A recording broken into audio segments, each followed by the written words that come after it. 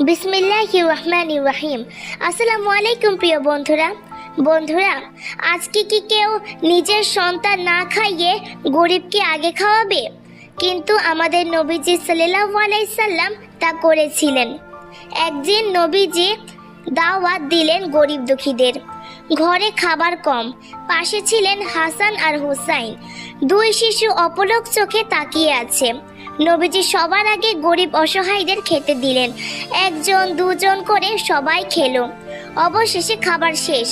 কেউ বলল, ইয়া রাসূলুল্লাহ, হাসান হুসাইন তো খায়নি। নবীজি মুচকি হেসে বললেন, ওরা আমার হৃদয়ের টুকরা, কিন্তু গরিবের আগে কি তাদের খাওয়ানো উচিত? আসুন আমরা নবীজির এই মমতা থেকে শিক্ষা নিই, গরিব অসহায়দের মুখে হাসি ফুটিয়ে দিই। আল্লাহ আমাদের সবাইকে তৌফিক দান করুন, আমিন। আসসালামু আলাইকুম ওয়া রাহমাতুল্লাহ।